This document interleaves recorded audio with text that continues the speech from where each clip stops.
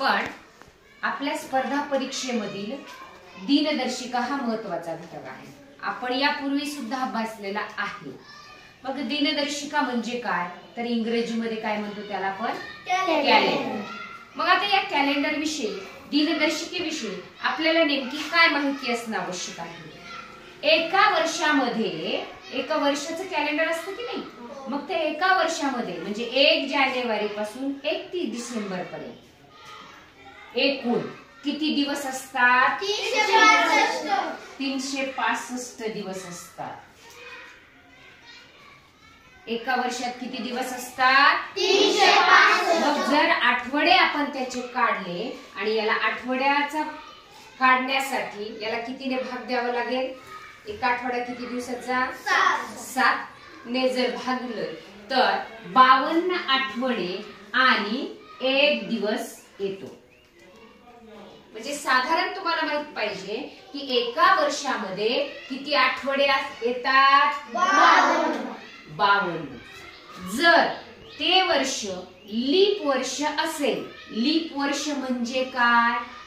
त्या वर्षात फेब्रुवारी महिन्यात 29 दिवस असतात.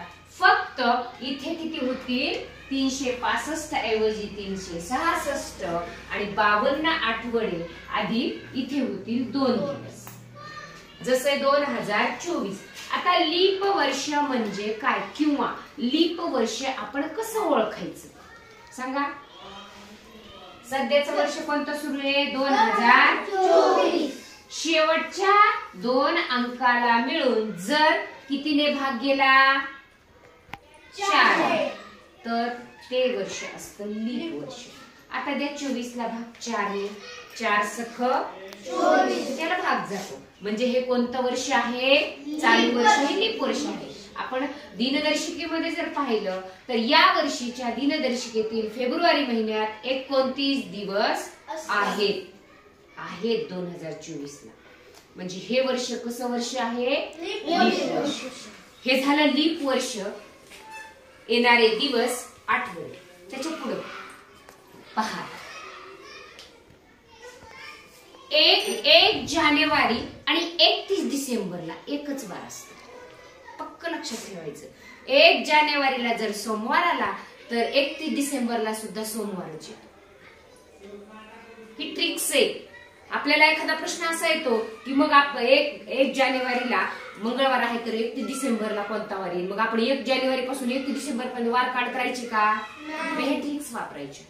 1 जानेवारीला म्हणजे ग्रेगरियन वर्षातला पहिला दिवस आणि ग्रेगरियन वर्षाचा शेवटचा दिवस म्हणजेच 1 जानेवारी आणि 31 डिसेंबर एकच वार असतो. लक्षात आले? सगळ्यात महत्वाचे ट्रिक्स आहेत. त्यानंतर लोकमान्य टिळक पुण्यतिथी, स्वातंत्र्य दिन, शिक्षक दिन आणि बाल दिन हे एकाच वारी येते. तुम्हाला प्रश्न येणार, शिक्षक दिन कधी असतो? 5 सप्टेंबरला फिक्स असतो. 14 नोव्हेंबर. बाल दिन कधी असतो? 14 नोव्हेंबर फिक्स असतो. मग विचारते, बाल दिन जर गुरुवारी आला तर शिक्षक दिन कोणत्या वारी येईल? गुरुवारी. मग कोणकोणते सांगा. एकाच वर्षामध्ये लोकमान्य टिळक पुण्यतिथी, शिक्षक दिन, बाल दिन आणि स्वातंत्र्य दिन एकाच वारी येतात. कोणकोणते? लोकमान्य टिळक पुण्यतिथी, स्वातंत्र्य दिन, आणखी बाल दिन आणि काय सांगितलं मी अजून? शिक्षक दिन. हे 4ही एकाच वारी येतात. हे पक्क लक्षात ठेवायचं. महाराष्ट्र दिन 1 मे, महात्मा गांधी जयंती 2 ऑक्टोबर आणि नाताळ 25 डिसेंबर. वार यांचे एकच असतात एका वर्षात. प्रत्येक वार हा 7 दिवसांनी पुन्हा येतो. जसं आज 1 तारीख असेल सोमवारी तर पुढचा सोमवार किती तारखेला येईल? +7 करायचे म्हणजे 8 तारखेला येईल.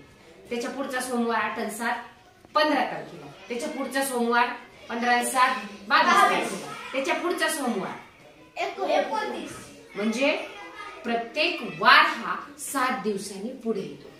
फक्त लीप वर्ष जर आलं, बघा आपण काय सांगितलं आधी? 1 जानेवारीला जो वार येतो तोच 31 डिसेंबरला येतो. पण लीप वर्ष असेल तर त्याच्या पुढचं वर्ष 1 दिवसाने पुढे जातं. का बरं? कारण 29 दिवस आलेले असतात लीप वर्षात, 1 दिवस वाढलेला असतो, म्हणून पुढच्या वर्षी 1 दिवसाने पुढे जातं. हे आपल्याला ठळक असं हे दिनदर्शिकेबद्दल माहित पाहिजे की लोकमान्य टिळक पुण्यतिथी, स्वातंत्र्य दिन, बालदिन आणि शिक्षक दिन एकाच वारी येतात. तसेच महात्मा गांधी जयंती, नाताळ आणि महाराष्ट्र दिन हे एकाच वारी येतात. प्रश्न कसा येतो? काढत बसायचंच नाही आपल्याला, या क्लुप्त्या वापरायच्या आणि दिनदर्शिकेवर आधारित आपल्या तार्किक विचारावर आधारित स्पर्धा परीक्षेमधील आपण हे प्रश्न सोडवायचे आणि आपले एका प्रश्नासाठीचे किती गुण मिळवायचे? 2.